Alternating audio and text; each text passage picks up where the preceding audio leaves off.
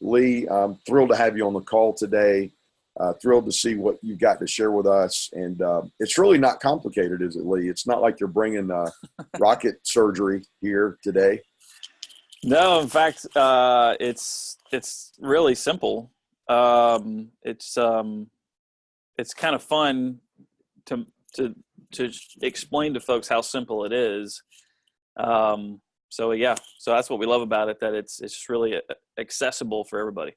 Okay. Why don't you take over the screen, bro, and grab the sharing your screen. And while you're getting that set up, let me just say a few things along these lines. You know, guys, we know that I think all of us have an ideal in our hearts and minds that we want to mobilize more of our members in personal evangelism. There's no question about that. We know that, like I said, the most evangelistic hour of the week is really 11 o'clock on Sunday morning. I'd say, depending on what study you read, 80 to 90% of people that come to Christ do so on a Sunday morning. And most of those people, 80 to 90%, were invited by a friend. So we understand that even though some of us almost resent the fact that most of our evangelism is done inside the walls of the church, I wish there was that wasn't the case necessarily, because I think all of us have a heart cry to mobilize our people to do New Testament evangelism and be part of, individually, the Great Commission of going out and sharing their faith. But especially in the current cultural climate, their perception is, at least, that the culture is very resistant to evangelism, to the gospel. And so one of the things that I thought was neat that Lee did, and he's going to explain this to you, is instead of starting with walking up to somebody cold and starting with, if you were to die today, right, or some other presentation approach. And of course, we look at also Three Circles, Gospel Conversations, and all those methods that are moving more away from presentation into conversation. Lee has added one step in front of that whole gospel conversation. That's actually a distinctly different conversation starter that the average believer can go out and today be engaging lost people at a meaningful level and engage in meaningful conversations that can easily be segued into the gospel. So I think that's really the key there. So Lee, talk to us about what you're doing at Johnson Ferry. And man, by all means, share some of those stories as they come to mind that you shared with me, and just how that experience is there. And I see the familiar Three Circles right there on the screen. Yeah. And so dive in, brother. So I think first of all, this is something that we started about a year or so ago at the calling of our senior pastor, and just Bryant Wright has been serving as our senior pastor for 30 plus years. And it really started with his burden for realizing we are great as a church at going on global mission trips and sharing the gospel internationally, but just the sobering fact of, just as a church, we were not sharing our faith locally, and just really not good at it at all. And then sometimes our evangelism has turned into, let me invite you to my church. And that's been maybe our evangelism strategy for a lot of us in church. But realizing that God has given us the opportunity to share the gospel and to live out the gospel right where we live, work, and play. And so part of this burden for helping our church see themselves on mission right where they live is really what kind of started all of this, and trying to find a tool that would help people. In other words, we've done evangelism training for years, and we know what the gospel is, and we love Jesus, but we were often having problems transitioning to the gospel in everyday life. If I'm at the grocery store, if I'm at the gym, if I'm in my neighborhood cul-de-sac, without it being weird or awkward. And so working with several different ministries and churches, our global team has been really kind of chewing on this together. Ricky Wheeler is my minister of missions Brian Fox, Chris White, and Brady, all on our team have been chewing on this together. So this is by no means a Lee Taylor thing. But one of the things that we discovered by talking with churches like First Baptist Woodstock, talking with No Place Left ministry organization, Troy Cooper is with them, talking with folks at Cru, Mark McGoldrick, is that one thing that we were able to discover was a simple question that you were alluding to earlier that really has helped me personally grow in my evangelism in the past year and a half. And that question is really what we call care through prayer. And it's just the question of, is there anything that you need that I can pray for? And that's been an amazing question that has I've been able to use throughout my everyday life. And I think as ministers, if we're really honest, if we took a survey and asked our full-time ministers if they're sharing their faith, not at VBS, not at the outreach concert, but in just their everyday life, like I mentioned before, on their walk in the park, or on their way to pick up groceries, or at the auto shop. And for me, I wasn't really doing that. I needed to confess that and realize I'm not good at doing that unless it's a planned event. And so this question of, is there anything I pray for?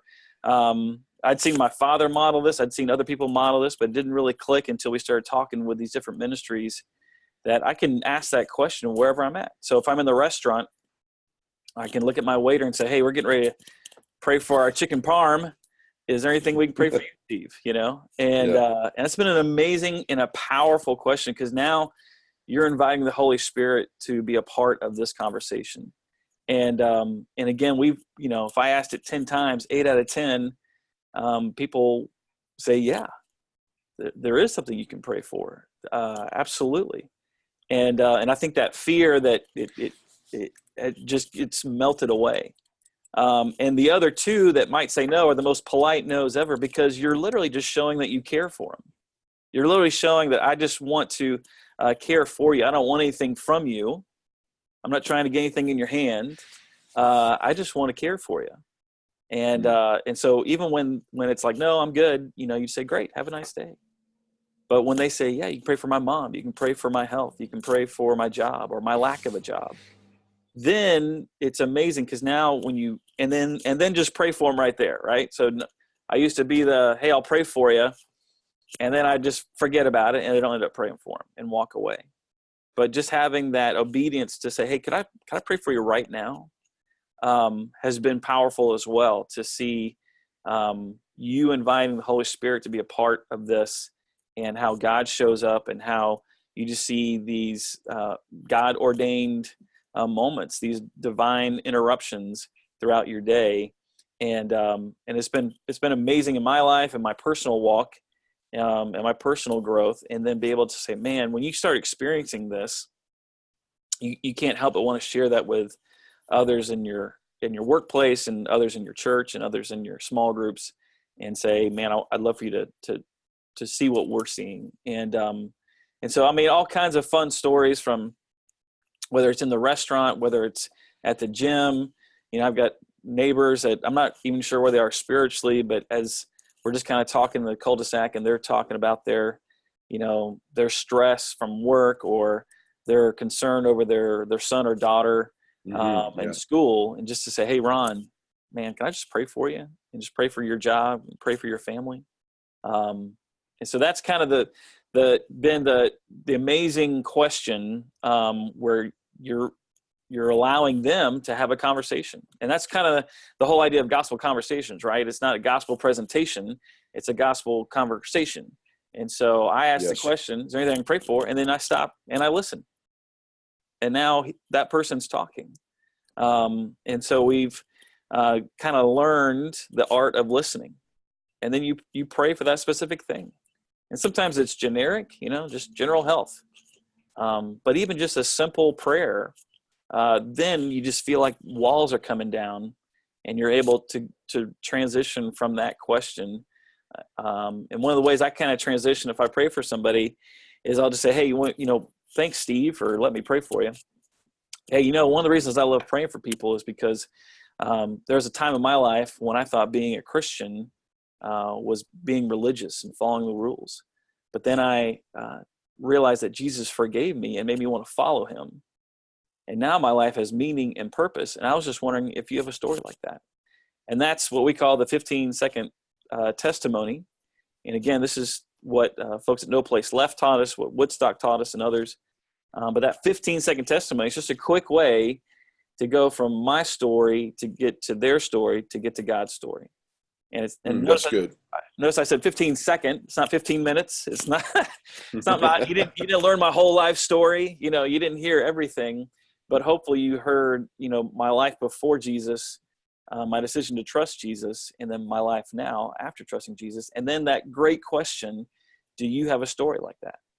And then again, now I stop and I listen, and now I get to hear them, and now the conversation's going. And they answer it so many different ways, in what they think their story is. And sometimes you just realize you just prayed for another believer. And man, what a great thing that is, to encourage another believer. But oftentimes it's somebody that is far from God, and somebody who's not quite sure where they are in their faith. And so then we usually like to transition from there to, well, let me show you something that when somebody explained this to me, it totally changed the way I look at God. And then we go into 3 circles and use that again as a conversation piece. So after you draw 3 circles, hey, Steve, where do you see yourself? Where do you see yourself in these 3 circles? Hey, where would you like to be? And what's preventing you from trusting Christ? And so again, in real life, I don't get to all 3 of those things. Every time I talk to somebody, sometimes it stops at care through prayer, and that person moves on. Sometimes it's me sharing my testimony about Jesus, and it ends there. And sometimes I get to get right into the gospel. And but it's been an amazing tool for us to be able to share with our church, and that's really kind of been a fun part of this ministry, is to be able to help our people in everyday life see, hey, I can have an ordinary conversation and turn it into a gospel conversation, no matter where I am or what I'm doing. And that's been a powerful thing to be able to share and get out through the different areas of our church. Let's talk about what we're not seeing on the slide for all the OCD people who are wondering what number 1 is.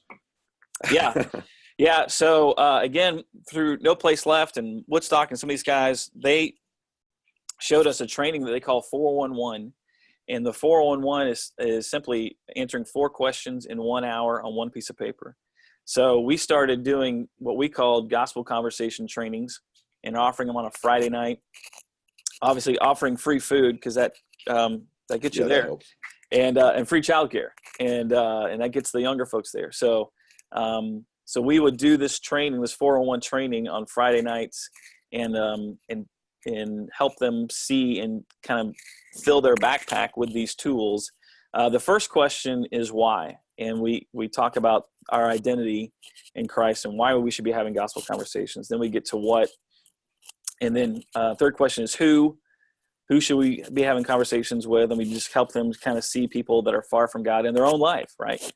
And then 4 is when, and just kind of helping them set some goals to these gospel conversations. When are you praying for these things? That was the thing I was convicted about as well. Like I'm not even praying for gospel conversations, so why should I be having them? And then who else could I share this with? And those types of goals. So yeah, I would encourage you to look them up as well, or you can contact us and we can help you with that. But part of it too is really, if I can encourage any church leader, because I think we all have, again, our own way of doing evangelism. We've all done evangelism training. And so, yes, while these tools are helpful, I think for us, it was realizing, hey, we want to help our church have a burden for sharing where they are, where they live, work, and play. And that's not going to come in one Friday night training. That's not going to come in one 6-week sermon series.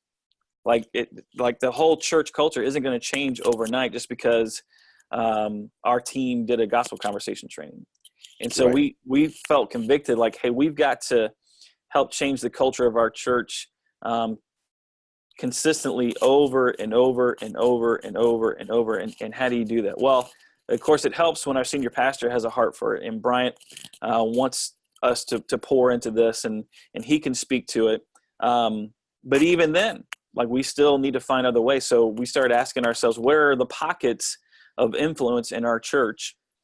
All of our churches are probably set up a little differently. So we've got influencers that serve as deacons. We've got elders and serve on a leadership team. We have Sunday Bible studies that make up about 90% of our discipleship model. And so we went to them throughout this past year at our what we call SBS Leader Summit, and said, hey, I don't want to change the way you teach. I don't want to wreck your Sunday school or your Sunday Bible study or your small group. But what if you took the first 5 minutes, 5 to 10 minutes of your time, and just asked the question, hey, where did you see God this week? Hey, were you able to care for anybody this week? Were you able to care through prayer or share your story with anybody? And that first week you do that, it's going to be crickets. It's going to be quiet. But then you ask it again, and the next week, and the next week, and the next week. And then you start in your deacons meetings. Hey, before we get into our deacons meeting, just around your seats, just share about where you've seen God this week, and just kind of helping them again. Just reiterate, because I had a seminary professor, Dr. Kendrick, that would ask this question before he started class, and he would say, before he started class, hey, did anybody have an opportunity to share the gospel? And the first week, it was pretty quiet. Yeah. Here's all these seminary students going, not really. And by the third week, I realized he's going to keep asking this question. By the third week, I realized, oh, well, this is important to him. This is something maybe I should be doing on my own. Yes. And that's the same thing that we want for our people. It's just that, and it wasn't like a guilt. If nobody raised their hand, we didn't say, bad sinners, you're all evil. We would just say, hey, we should move on.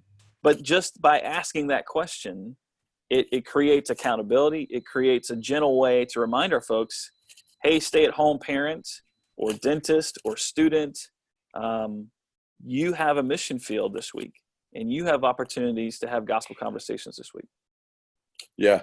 I remember Hal Seed spoke at our strategy conference a couple of years ago. He's pastor at New Song Community Church in Oceanside, California. And he's a big Sunday guy on big Sunday promotions and all that. Great guy.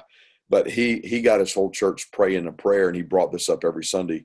And it would be on the overhead. It was, Lord, I don't ask for much today. I ask that you bring me in contact with someone who's lost and needs Jesus. And he would bring that every Sunday, and he was praying that personally in his life, got his whole church praying that. That's part of building evangelism culture, which is what we all want to do. And a lot of the culture building comes through repetition. It comes through emphasis. It comes through language, saying those same things over, which, even this approach to evangelism that we see on our screen is a language thing. It's like you learn a phrase that kicks off a conversation. Is there anything you need? Yeah, I can pray for you today. And you get used to saying that over and over. But if you back up 1 degree further back, and that's in your personal life, asking God to bring you in contact with lost people. But I love that, it's like even the fact that, look, start this in your church, start asking that question, knowing there's going to be crickets, knowing there's going to be no response at first, but knowing that eventually something's going to catch, especially if you're training this way. And as soon as that first guy shares that first story, everybody wants a story. And a lot of people have a story they haven't shared yet because they didn't go all the way through. It's like, well, I didn't lead the guy to Jesus, man, so I'm not going to share that story. No, you're going to share the story about the waitress. Share the story about the lady who, as soon as you asked her the question, she began to weep, right? And opened up her life to you in a way that wouldn't have happened in any other way. We need those stories, and they'll hear those stories, and then that kind of builds your mojo. We love the stories that are incomplete, because we and some of them are funny, some of them are sad, but it encouraged when I hear somebody say, "Hey, I shared," or I tried to share my testimony at work or with a coworker over lunch, and they're not quite there yet. That encourages me, that again, I'm, very rarely are or many of us like Billy Graham, and thousands of people are going to come to Christ after I share my testimony. But it encourages me to go, okay, well, I need to keep doing that as well. And I'm encouraged to hear that I'm not the only one that sometimes doesn't get to go all the way, through the three circles sometimes. And again, it's just with the Friday night trainings, we would train and then we would just send them out. We'd train them for about an hour and 15 minutes and then say, hey, I'm not going to tell you where to go, and don't go in large groups, and don't be that weird guy, and don't be, awkward. But now you've got some tools where you can just, go by the shopping center, or go by Publix, or go by, Trader Joe's or Starbucks, and just see if you can just pray for somebody.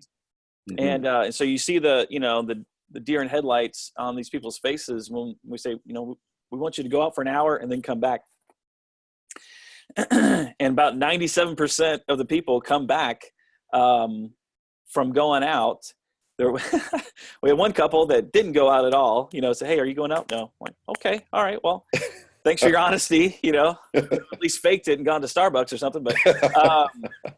But man, they come back, and then it's like just 30, 40 minutes of great stories of people just getting through their nervousness. We had one couple that came up to me, and they said they went to the grocery store, and just kind of walking through the grocery store and just praying. We kind of train them to say, hey, before you get out of the car, just pray and ask the Holy Spirit to move in the hearts of the people.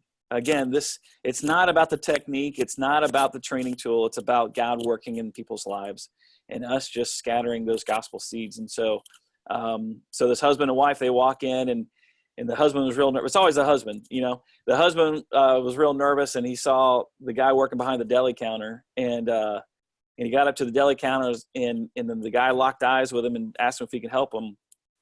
And he says, I just froze. And then I just said, I'll take a pound of provolone, and I was like, Mark, did you need cheese? Like, no, I didn't need cheese, and right. So then I'm standing there with a pound of cheese in my hands going, this is silly. And then he said, you know what? The real reason I'm here is I just want to know if there's anything to pray for. And they just had this amazing conversation, but that kind of stuff encourages me, and I know encourages others to go, yeah, I'm there. I can, but when they get over that and when they experience that, then they look at me and they go, man, I can't imagine not doing this in my everyday life. I can't imagine not asking these questions when somebody at work, I just kind of, how was your weekend? Oh, it was horrible. The whole house was flooded, and I don't know what we're going to do with insurance. And, well, hey, can I just pray for you guys and pray for you right now? And then you start seeing, and there's the other thing we realized as well in the past year, our people start seeing people in their life. They start seeing these opportunities more and more and more, maybe from the questions, maybe because they experienced it. But even our senior pastor, Bryant, told us a couple weeks ago, he said, I think I've seen more opportunities to share my faith in the past year than in years past, just because I'm more aware and thinking about it more. So. Love that. So you answered a question that Mark Ward asked: how long do the gospel conversation trainings, how long do they last on Friday night? You said an hour and 15 minutes. Yeah. Then they go out for an hour, and then they come back. Yep. So it's basically about 6 to 8:30, 6 to 9, and so again, we kick things off. We bring in Mose or whatever, and we kind of get right to it. The training, again, is so simple and easy to do that the first time we did it, it was modeled for us. The second training, we were able to model it. And then the third training, we were able to use our own church members to model the training. So that's another beautiful piece as well, where it's not staff dependent. And over time, you've got people that are sharing their stories from the last training with this new group of people. And so again, I would encourage you just to keep praying through what's the best fit for you. For us, it was a Friday night. We tried a Friday and Saturday option and realized that was not going to work for our folks. We had a good turnout, but just felt like we were getting a certain demographic that was missing out on folks with young families. And so we changed it to Friday. We tweaked the times. You just kind of keep tweaking for us. So let's cover a few logistics Yeah. on that. You're inviting people that come. You're inviting the training alumni to return for the next training.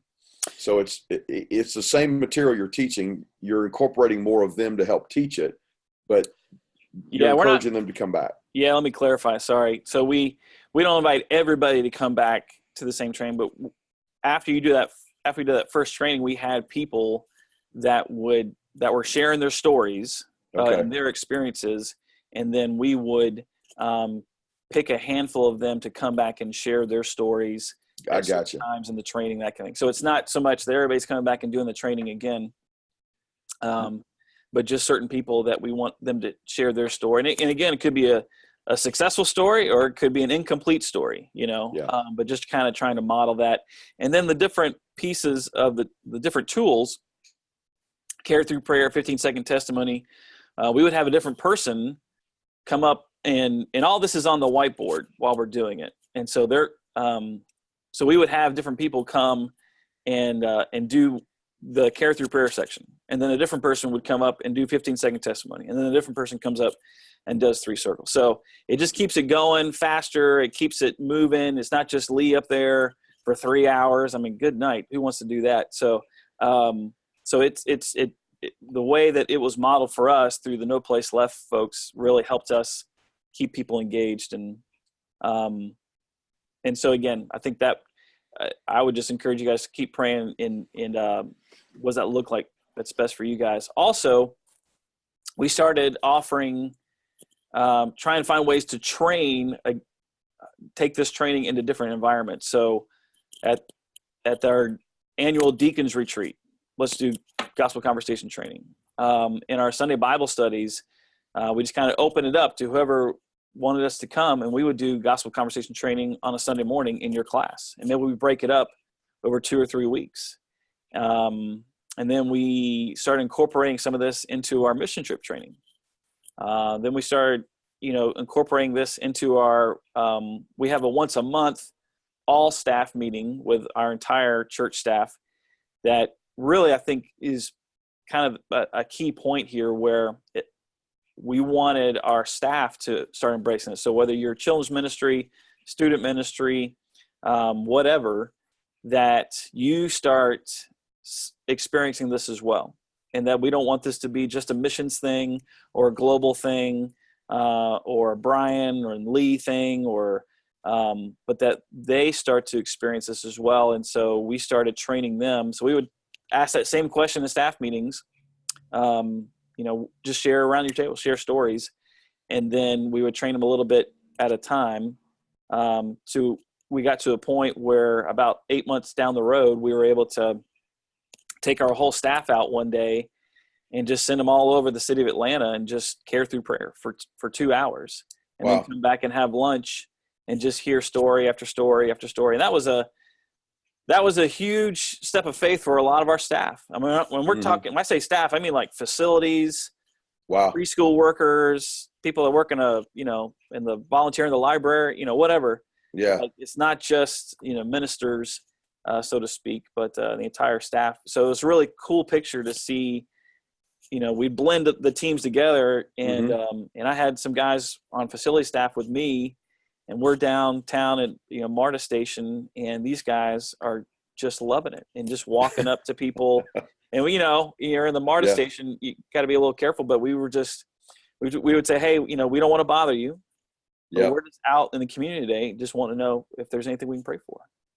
It's an adventure, man. It kicks off an adventure with God. It goes back to the Blackaby stuff. It's like, oh, this is where God's working. Yeah. Let's get in on this. I love it. We got a question, about the Friday night training. Thank you for the clarification on where you drip it into other ministries and other groups that are already meeting, things like that. But that standalone Friday night, how many a year do you do of those? So we tried one in October. That was our first one, and that was the Friday, Saturday. And then we tweaked it, and we did one in December. So about a month and a half apart. Okay. And then and we pretty much kept the same model and did it again in January, right at the beginning of the year. Right. And then Bryant Wright, our senior pastor, came to us and wanted to do a sermon series on this, and we decided we're going to do it this April. So this month we kicked it off, and then we decided to take that training, and we do this. It's very rare that we do this. Maybe 3-5 years ago we did something similar, but we take all of our 50 plus Sunday Bible studies and we combine them into large groups. And this Sunday we'll do gospel conversation training in their Sunday school, their Sunday Bible study environments as a large group. So all the young adult Sunday Bible studies all together, empty nesters all together, so on and so forth. Right. And so we'll split the training up over the next 2 weeks. And so we'll kind of do some training this Sunday and say, hey, everybody has an opportunity. You've got all the tools you need this week. You have an opportunity to put it into practice. And so hopefully the next Sunday we're carving out time just to hear stories of how God moved. So we probably, just the nature of our church and summertime and trips on, we probably won't do another training until the school year starts back in.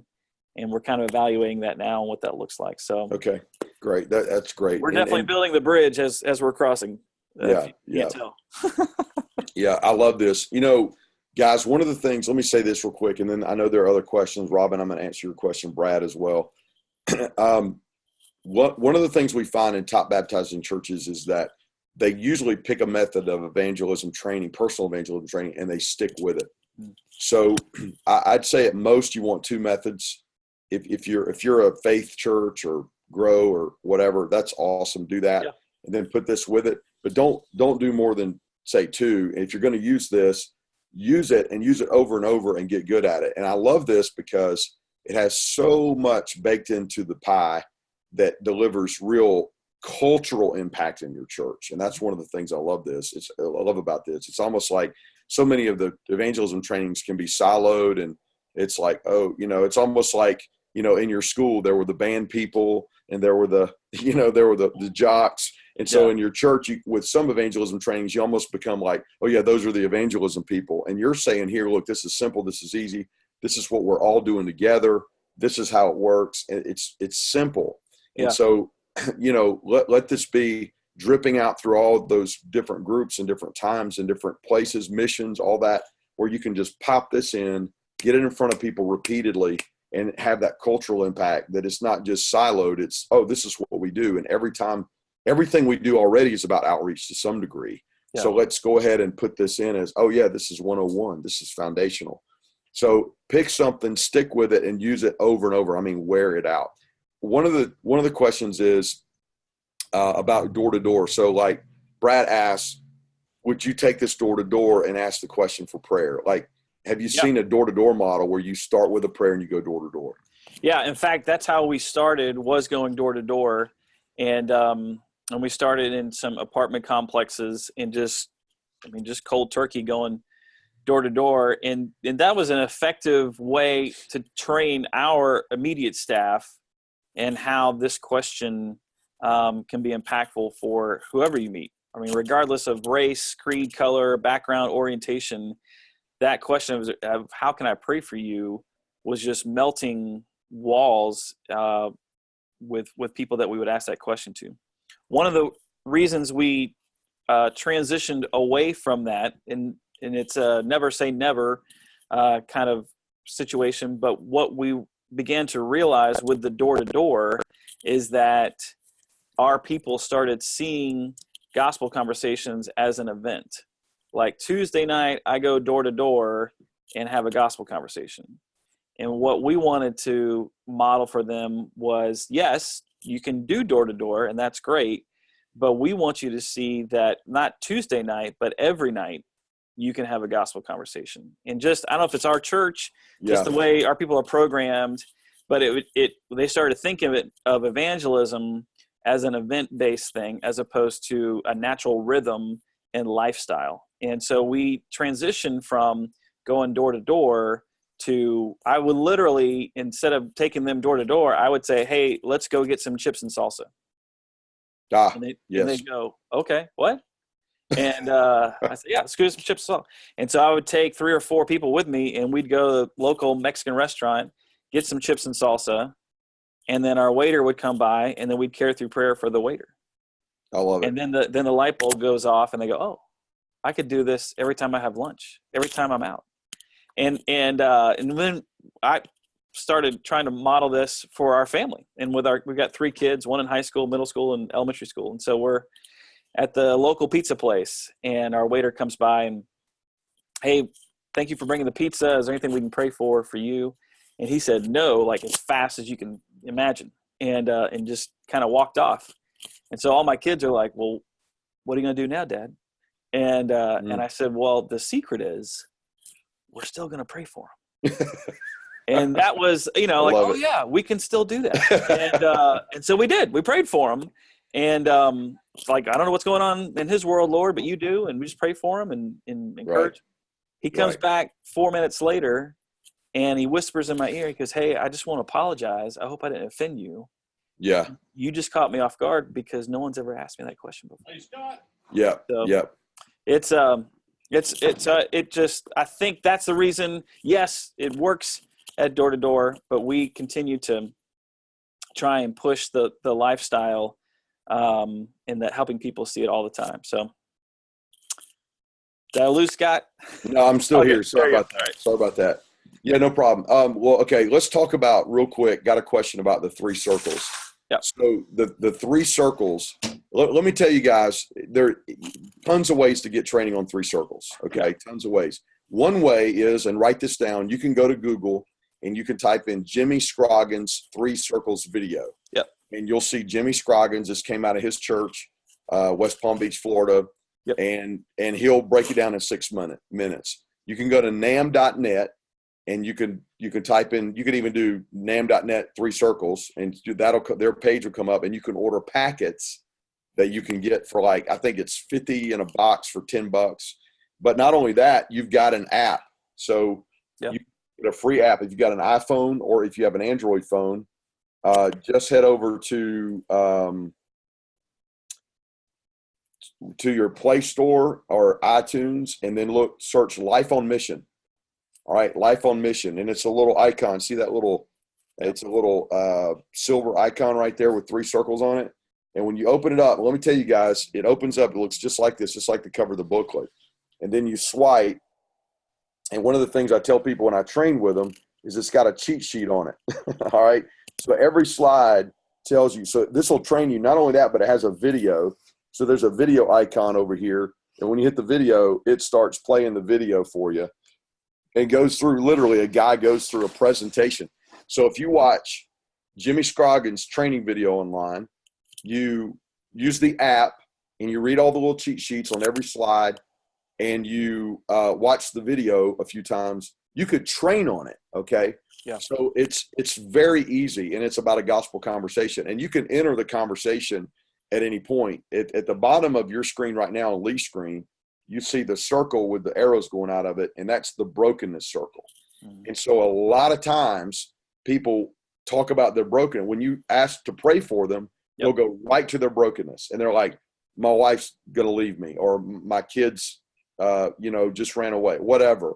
The doctor told me we have cancer. And, you can go right into, wow, this is a really broken world, isn't it? Yeah. Would you say you kind of feel like, yeah. And you go into that, well, that's not how God made the world. God's design. We don't enjoy that design because we of sin.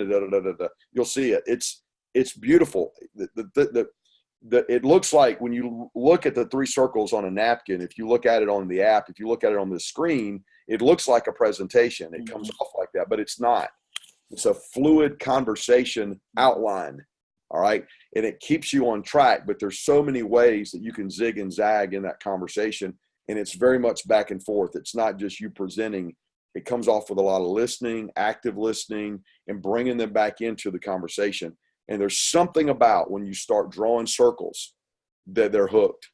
They're like, you just start, it's just like that part of our brain, what do they call it? The gestalt that like begs for completion. They have to have it. And so when you draw the first circle and you start explaining it, they are with you until you finish that whole graphic there on. And if you, it's funny, it's so many times you draw it on like a napkin or a little piece of paper or something, and they'll ask you for the paper. Like, can I have that? Yeah, man. It's yeah. It's there it is. And by the way, here's my cell number. Take that with you. But the app's great. The app's great for personal training, really. But you can use the app to share it with somebody. So that 3 circles there, tons of training on it. If you want to learn it and teach it, you can be versed up on it within an hour. Okay, it's not hard. And a few times using it, you're a master at it. You do a little bit different in the bottom circle, Lee. Can you just share real quick what you do in that bottom circle? Because in the bottom circle, guys, that's where we give the gospel, where we actually share the gospel. So if you're a Romans Road guy, if you're an EE guy, if you're whatever you do, you put it there. That's your presentation part, air quotes, presentation. But you do that a little bit different because they're not going to see the cross with the up, down arrow in the other materials they see on 3 circles. You do that. So, and we know the one thing that's missing in that bottom circle is we'll literally write the word Jesus above the cross there. And so we went to this, it's pretty much all images except for the word sin and Jesus. Again, we found with either language barriers sometimes or cultural barriers, trying to break down the word gospel, trying to break down the word repent. So we just use these kind of icons to help us have that conversation. And again, for me, if I don't have a piece of paper or something to write on, I've got that image in my head that I can talk it through. Does that make sense? So I can talk about brokenness and God's design and the rescue plan. So that bottom circle again is, typically, Scott, you're right. I start off in brokenness circle, talk about how that wasn't always the case, that God's design, the left-hand circle with the heart, was the way that God wanted. Our relationship with him was perfect and our relationship with the other was perfect. But at a certain point, in man running, at a certain point, we all kind of run from God's design for our life, in our marriage, in our finances, in our everyday life. And when we do that, that's sin, which has got us to this brokenness. And now we're trying to find different ways. There's little squiggly lines or different ways that we try and deal with our brokenness, whether it's if I just had more money, if I just had a different job or a different wife, that would fix my brokenness. But really, nothing can do that. So the third circle is what I call the rescue plan. That the good news is that while we were still running, while we were still in brokenness, that God sent a rescue plan, and that rescue plan is Jesus. So Jesus came down, lived a perfect life on the cross, or died on the cross, and then when he rose again, went up. 3 days later, he conquered sin and death. So he took on our sin, he took on our brokenness, so that we could, that left arrow, get back into God's design. So now we have a choice. We can stay in our brokenness, circle on the right, or we can turn and trust him and not just believe that there's a Jesus, but then we draw that crown, but to say, I want to trust Jesus as my king of my life. And so the icon, a guy praying to trust, and then the Bible promises when we do that we're made new in Christ when we make that decision. So I like the 3 circle. Again, if you're a bridge guy or a faith guy or salvation bracelet, we used the salvation bracelets just last week down in the DR because just culturally it made sense for a lot of the folks there. So whatever gospel tool you like to use, great. I like the 3 circles this past year because it really helps cover not just Jesus our Savior, but Jesus our Savior and Lord. So I feel like sometimes we stop short at Jesus being our fire insurance and don't really help people that are far from God understand that to trust Jesus as the King of your life now, and not just, hey, you're good when you die, so good luck, but to say, hey, you have an opportunity to trust Jesus as your king in your marriage, in your work, in your finances, the way you parent, etc. And that's what just personally what I like about it. Yeah, absolutely. That's good. One of the things I won't spend a lot of time here, but the three circles just got some criticism from a relatively well-known Christian leader, thought leader. Okay. And so what they did was they kind of took Jimmy Scroggins and broke it down and said, he's not saying this enough. He's not emphasizing. Okay, fine. Look, here's the thing. Yeah. This three circles, you emphasize what you think you need to emphasize for the gospel. If you listen to Jimmy and he shows you how he does this, and it's only a 6-minute video, so I'm sure he's being brief anyway. Yeah. And you feel like he doesn't he underemphasizes the wrath of God or the depravity of man and his need for salvation, then emphasize that. It's like, just don't take his word for word. Just whatever you think needs to be focused on in the gospel and man's understanding. And I love what you said. It's not, making sure they understand this is not just your get out of hell card. This is about Jesus being king of your life. Emphasize that. Don't criticize it and throw out the baby with the bathwater. Well, and what I didn't mention is, so we asked 3 questions. After, if I draw this, I'm going to ask you 3 questions. So I'll say, Scott, where do you see yourself in this picture? So again, it gets back to that conversation. So I'm really using this. I'm drawing this out and using it to keep the conversation going. And I can go into more detail through these questions, but I'll say, Scott, where do you see yourself? Where would you like to be? And then what's preventing you? And usually that question is where you kind of get where they're stuck. I need to work on this in my life first before I can come to Jesus, or I need to read up on it. I was talking to the guy, my auto mechanic was fixing my car last week, and I went through this with him.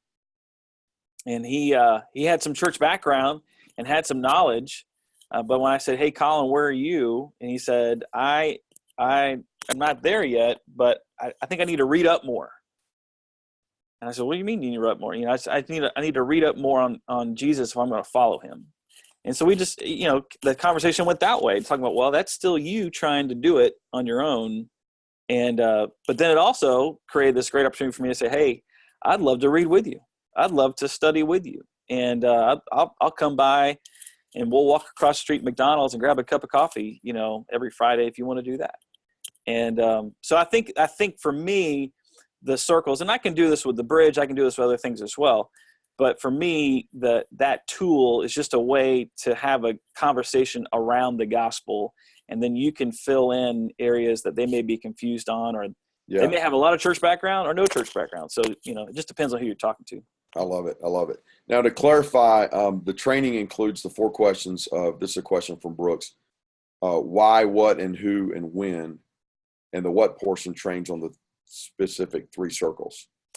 The what question is literally answering, well, what do I say to have a gospel conversation? And it's everything on your. So all 3 of those things, care through prayer, 15-second testimony, and then 3 circles would be. So why, what, who, and when, but what is everything you see here? Yeah. What do I say? How do I have a gospel conversation? So what do I say? Paul Curry's affirming. He's saying that this is so encouraging because I just recently moved to this very model rather than using a questionnaire format in outreach. We have seen people be indifferent at first, who are indifferent at first, become so moved and receptive to the request to pray for them. So just more affirmation and confirmation on this approach. John Lemmings, do you use the same gospel conversation when making a visitor follow-up? That's a good question. I know that what's cool is in our church environments, we've got different ministries and different people in charge of different areas. But we're starting to see, like you were saying, Scott, the gospel conversation semantics pop up more and more. And so I would probably answer that question no. We probably are asking questions like, if you died today, are you certain you'd spend eternal life in heaven? If Jesus were standing before you, what would you say? That's my guess. That's not my official answer, but that's my guess is maybe some of those questions. But it's kind of a trick question for us too, because our visitor follow-up, is maybe a little bit different than theirs in terms of, just reaching out and trying to find what their needs are as a visitor and what they're looking for. So Right. it may Right. not lead into a gospel conversation right away. Okay. Very good. No more open questions. So any questions at all that you have? Mark, thank you for what you just said. And Mark says, I'm so glad I was part of this. This is so practical and be so usable in our area. Thank you for sharing this. It is usable. Thank you, Mark, for your comments. It is usable. Plug it and play it. Don't make it complicated any more than you see right here. This does not have to be complicated. You will not look like a simpleton if you make it simple. All right. They'll appreciate it. So I appreciate so much. So great, Brad. Brad's actually saying here he's doing a Sunday night series called Gospel Conversations, Not Gospel Presentations. Yeah. Recently I did an article moving the goalpost. So the goalpost is not go win 10 friends to Jesus. The goalpost is go have 10 gospel conversations in X amount of time. It's far less intimidating. The same goal, we're not really moving the goalpost, which is winning people to Jesus. We're moving their goalpost of what is my goal? My goal is to have X number of conversations in X amount of time. And just by probabilities, in most of what we're finding is really, if you share the gospel with 10 people, like share the gospel, like 3 circles, one is going to receive Christ probably on the spot. Yeah. There's just a numbers game that's played, and then another 2 or 3 will come in over time, especially if you're in a relationship with them, a warm relationship like a neighbor or someone in your family. So challenge them for gospel conversations. Greg Love says, well, they just finished 40 Days of Purpose. This will be a great in camp. You're right. Great way to end 40 Days of Purpose. Wow. Great way to end this. Also, definitely, and you've picked up on this already if it's not explicit enough, tie in an evangelistic sermon or sermon series with this. So plan because I know a lot of pastors are on this call. Plan your sermon series, mark it on your calendar, let all your ministries know about it, preach, and then end up with the call to action is get trained. The call to action is get trained. So we're going to sign up people, next training, whatever, and move into it like that. Any more questions? Thank you for all the great comments that are coming in, guys. We really, really appreciate this a lot. Lee, thank you, man. You are just a rich resource, man, and so giving and so generous. And I believe this can be and will be replicated in a lot of the churches that were here online. We did get a recording. We never know for sure if it captured or not until the fat lady has sung. And that's not really politically correct, is it? Yeah. Until it's over. And when it's over, we'll check, and hopefully it is, and we can replay it. We did broadcast to Facebook Live. If that worked, then the recording will automatically be posted on our Facebook page. And it looks like someone's raising their hand. Robin, I think your hand is up. Do you have a question? And if you do, let us know, and we will put you in the queue. Hey, can I give my email address if people have questions or do it, like man? That? Yes, please. So it's lee.taylor@jfbc.org.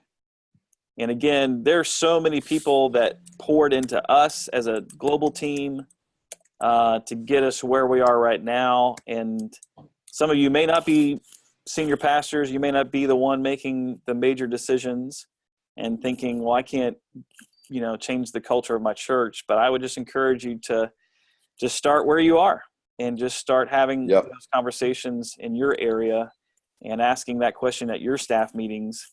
And just watch how God will honor that. Okay, I'm putting this in the chat, lee.taylor@jfbc.org, and that should be under your answered section. You should be able to see his email address, lee.taylor@jf or Johnson Ferry Baptist Church, jfbc.org. Email him if you have any questions going past this. Implement this in your church.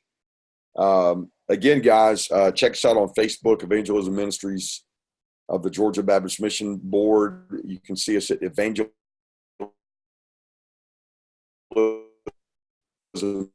our email list. wyoutreach.com gives you a nice download you can use as well. Go Georgia is our next major event, statewide, all departments, everybody, for your whole church. It's going to be evangelism, music, education, adult groups, faith groups, students, everything. GoGeorgia.net for that. Reaching Next Gen is our emphasis right now as well. Hopefully you're getting in on some of that and using some of those strategies. Lee, man, you've just been a jewel, man. I appreciate it so much. Thanks for having me. Everything. We are at the top of the hour. We're staying within it, so we're proud of ourselves, and we'll take more of these. By the way, let's do this real quick before we go, guys. If there's a subject about evangelism that you want us to address like this, where we do an online training or webinar, what would that be? So pop it in the chat box real quick. Just a subject, a question you have, your biggest evangelism challenge as a ministry leader, as a pastor. Give us some topics. You can also reply with topics to the most recent email you got from me, my email address is smith for Scott Smith, smith@gabaptist.org, smith@gabaptist.org. So please, we want to know what topics you're interested in so we can tap experts and thought leaders and practitioners like Lee, who can come on and share with us in a convenient fashion like these webinars and give us that information live. So please let us know your thoughts on challenges that you'd like for us to address. Let me look here. Drawing the net would be great. Yeah, absolutely. Great practical resources. Excellent points, guys. Thank you so much, Robin. Let's see. What else we got? Steve Bullard, thank you, man. Good to see you on the call today. You're very welcome. Thanks, Scott and Lee. He says, great webinar. Fantastic. Yep, servant evangelism is definitely one we could look at. And I know a couple of guys that we could get on that would just knock it out of the park on that. So we'll work on doing that as well. Okay, good stuff. I will go ahead and tell you, I've tapped Joel Sutherland. Joel Sutherland has a way of reverse engineering your baptism goals to achieve almost any baptism goal you have. And we know it's not all about baptisms, but we obviously, what doesn't get measured doesn't get managed. So we do set goals, and we find that pastors who set goals to reach X number of people over a 12-month period tend to reach more than those who don't set goals. So we're going to have him on very soon. Jimmy, thank you for that 4 chairs presentation. Kevin, thank you. Thanks for being here. Okay, guys, thank you very much. Any more ideas, just write me at smith@gabaptist.org. Been great to have you on today. Thank you all over at Facebook who joined us today. We appreciate you. We're going to say bye to you. We'll see you next time. And then for all those who are on today, we appreciate it. And God bless you all as you continue to try to reach more for Jesus. Lee, thank you, buddy. We'll be seeing you soon. Thanks, guys. Appreciate it. Take care.